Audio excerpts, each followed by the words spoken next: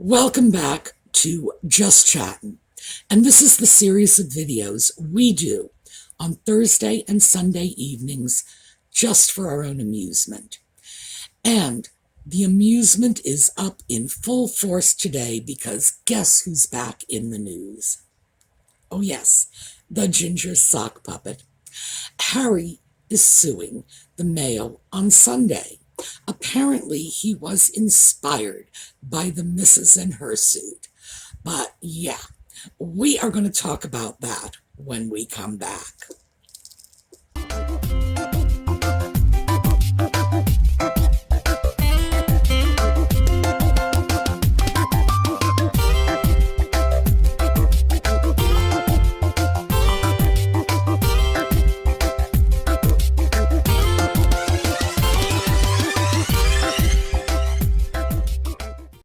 Well, before we get into Harry and the Mail on Sunday, let me just quickly let you know what's going on with our fundraiser.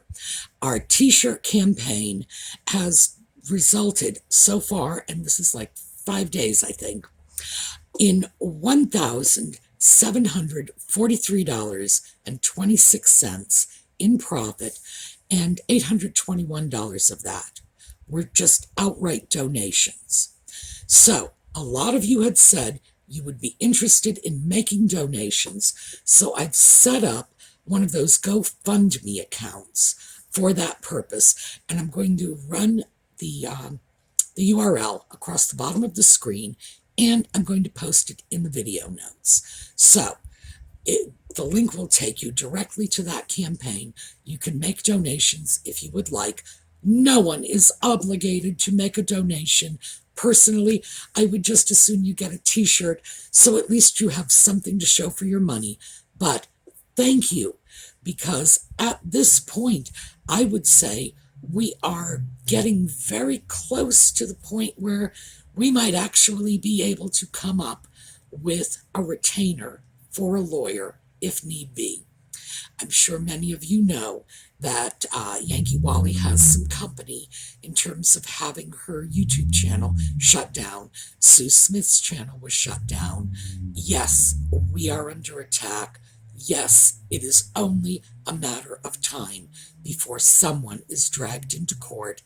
And in most cases, we are talking about people doing videos that are holding Nutmeg and the Ginger Sock Puppet to account for their misdeeds.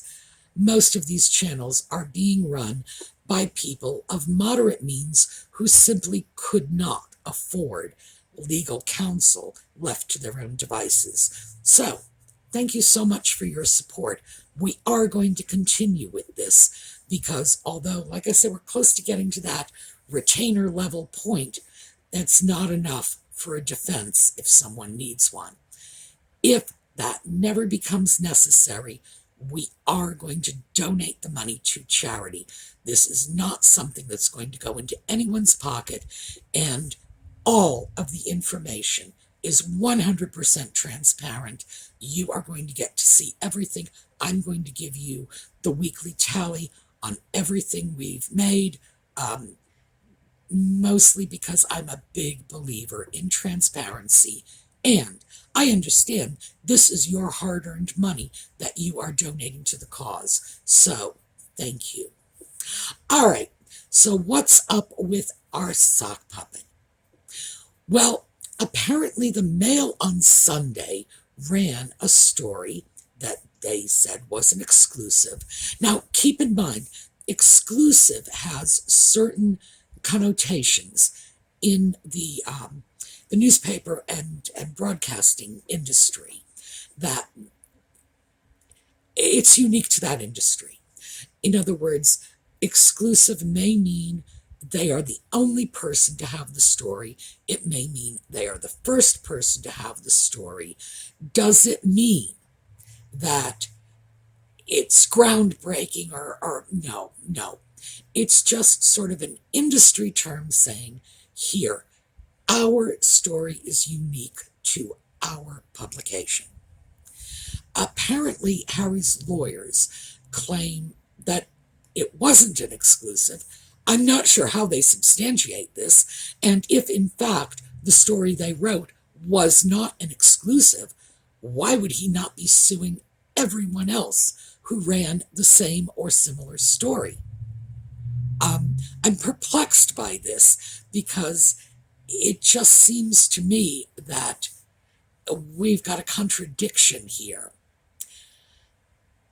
The story was about Harry's lawsuit for security, and the Mail on Sunday said that he did not offer to pay for the security services, and that his public relations staff went into spin doctor this lack of pay for the security services. Well, we've discussed that already.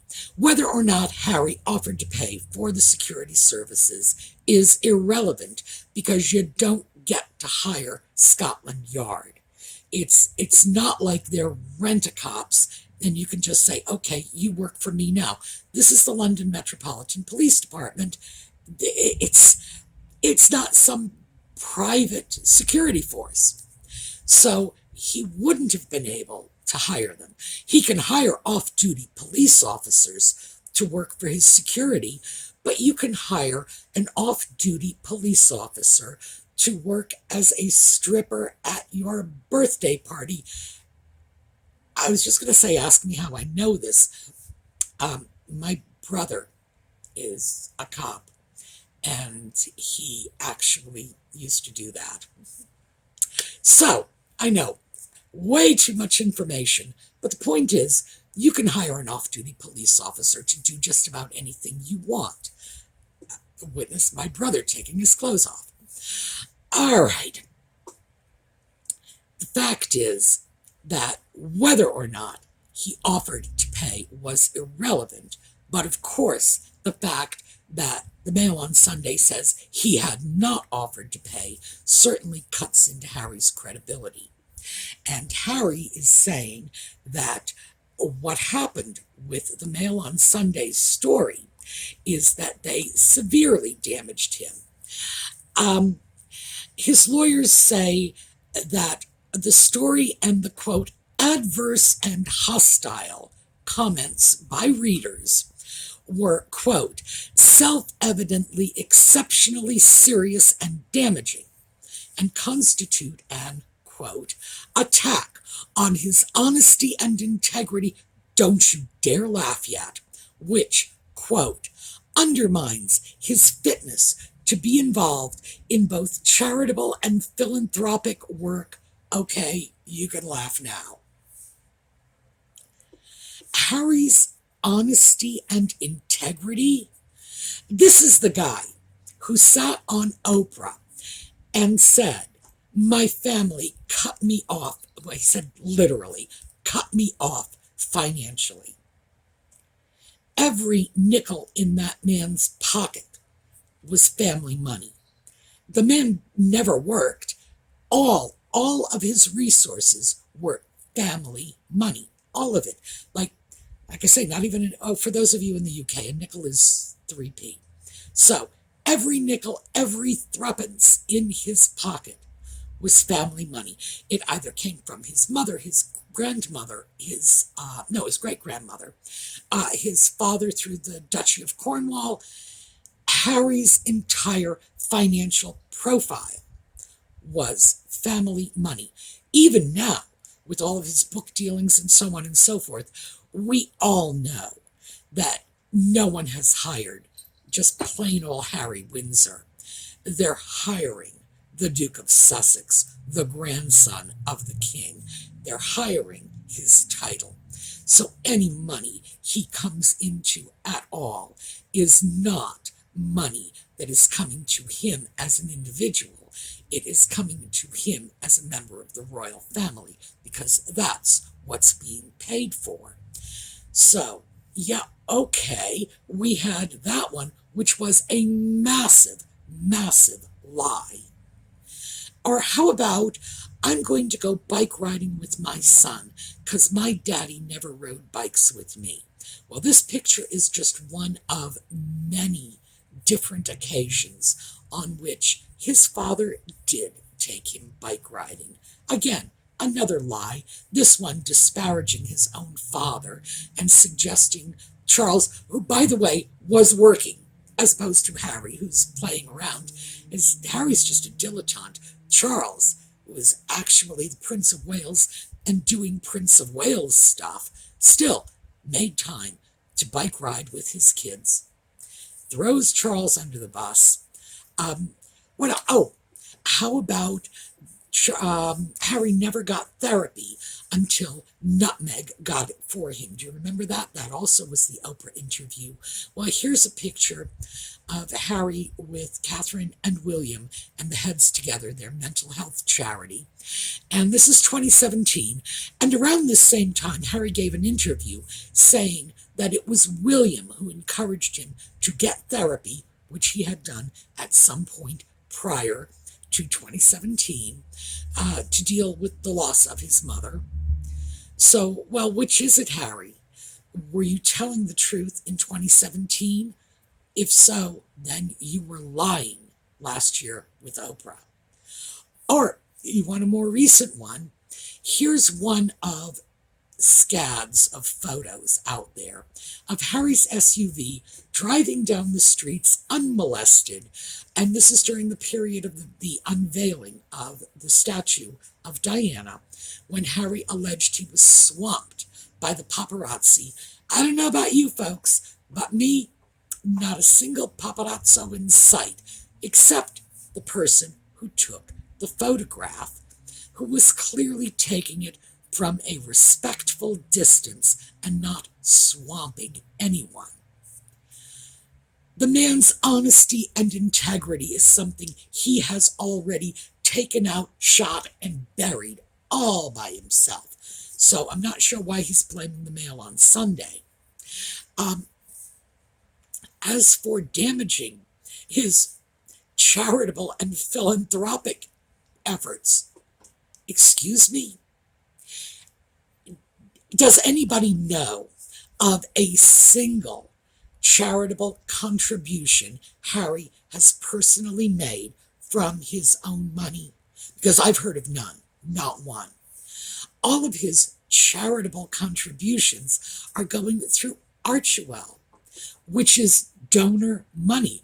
Other people put the money into that foundation, and then Harry and Nutmeg spend the money, take the credit, get the photo ops, and of course, since Archewell is not at all transparent with its bookkeeping, we have no idea the extent to which they have been directly or indirectly compensated beyond that. For example, when they went to New York and they brought those 2 boxes of vegetables to the children, promoted Nutmeg's book, remember that? And this was all some charity event. Who paid for the expenses? Did the expenses of that trip, did they come out of Archewell's funds? Well, we don't know. If I had to take a guess, I would say, yeah, we'd probably learn a lot if we could see Archewell's books for that period. But what is Harry doing personally that is charitable or philanthropic? He is paid for his work with that, what is it, Better Up? Yeah, well, he's paid for his title. We know he's not paid for his work because he has 0 qualifications to be Chief Impact Officer of anything.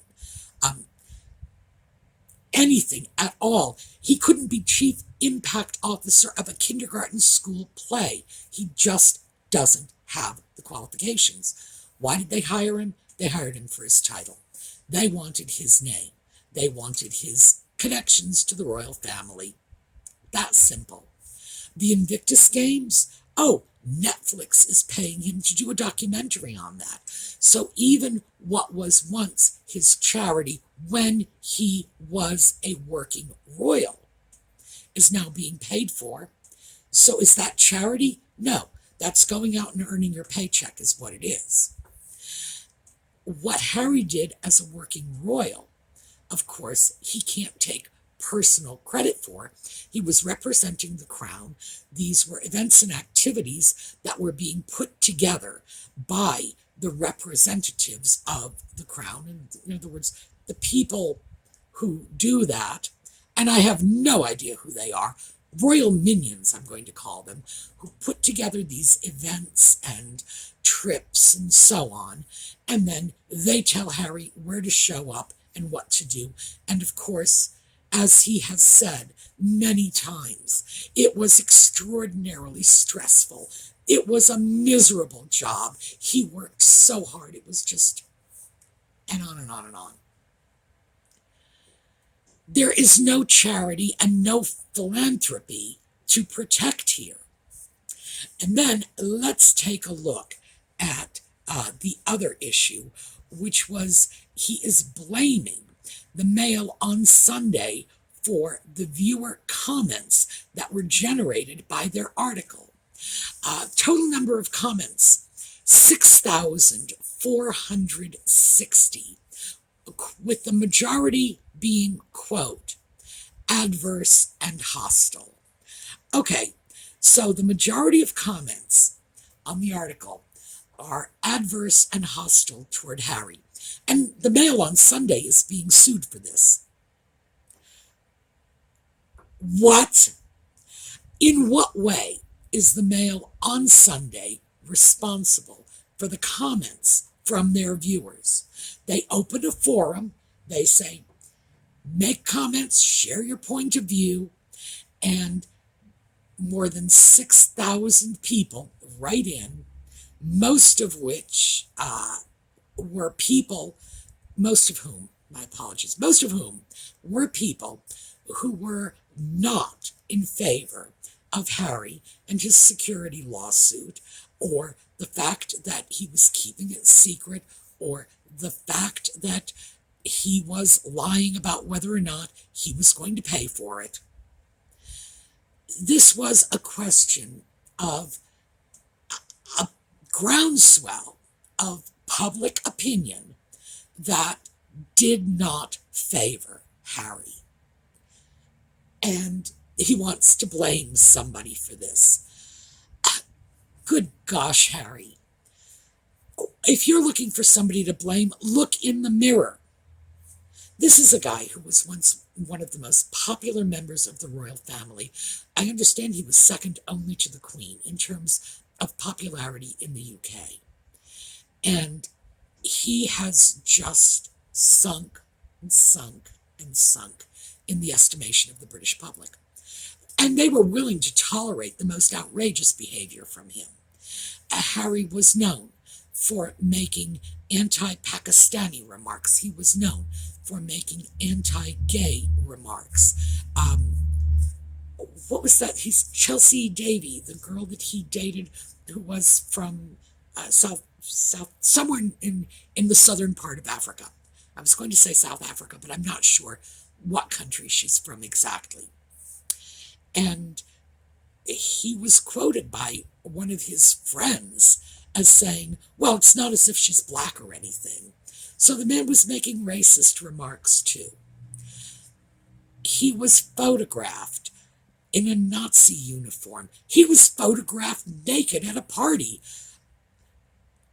Still, the British people were willing to forgive him. He's like, the stupid kid brother always getting in trouble. They were willing to forgive a lot. They were willing to overlook a lot. And he just walked away. I'm not interested in you anymore, and left. Well, they're not happy with him.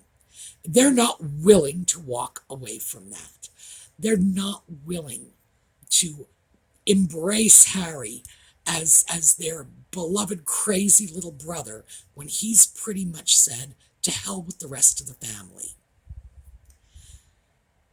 Harry is clearly looking to fix the blame for his ridiculous life decisions on someone other than himself. He's chosen the Mail on Sunday. Well, Not surprising, because in fact it's practically a family tradition to sue the Mail on Sunday. Nutmeg won a suit against the Mail on Sunday. Now, her legal win was based on intellectual property rights, copyright violation. But here's her statement. Quote, "This is a victory not just for me, but for anyone who has ever felt scared to stand up for what's right. While this win is precedent-setting, what matters most is that we are now collectively brave enough to reshape a tabloid industry that conditions people to be cruel and profits from the lies and pain they create." No, the Mail on Sunday was not held to account for creating pain or telling lies. She did not win based on defamation. She won based on copyright infringement. It was not precedent setting, and it was a victory for capitalism. This was not a victory for the little guy. This was a victory for intellectual property rights. This was all about commerce, all about protecting one's financial interest in one's intellectual property. But boy, as far as she's concerned, she was just out there waving a flag on the front lines of the battle for equality. Spin doctoring. So, Harry is going to go back after the Mail on Sunday. I very much doubt he is going to prevail, because certainly this is a flaky case to begin with, and the idea that he was embarrassed and distressed, by the way, that's what he was embarrassed and distressed by their story. Wasn't he supposed to have served in Afghanistan? Is a news story really something that leaves you embarrassed and distressed? It's okay that people are shooting at you, but boy, the press can't tell bad things about you. And of course, keep in mind, the stuff the press said was absolutely true, so hey. I don't even know what's going on in this man-child's mind, because clearly he is behaving like a spoiled, cranky toddler. It's a lesson I assume he learned from his wife. If you don't like the things that people are saying about you, take them to court. Well, hey, the stuff they're saying is true. Ultimately, there's no defamation here. I have no idea why Harry would even try to bring a case like this. I can't imagine how he would win. What can I say? It's just getting crazier and crazier. Personally, I'm finding it funny. It's the only thing I can do. If I didn't laugh about it, I would probably be crying for him. Harry is someone who is about to publish this tell-all book that, in his own words, is not about the prince I was born, because, we got to get that in there somewhere, lest anybody forget he's a member of the royal family, but about the man I've become. Whoa, is that like a joke? Is he saying that with pride or with his tongue in his cheek? I know I give away my age when I say things like this, but I'm close to 70.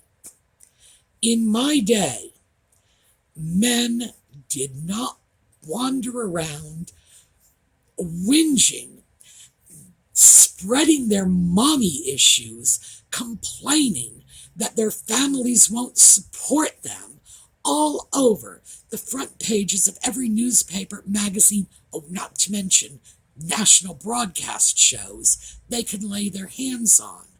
They did not run around talking about their serious mental health issues with anyone who would listen to them.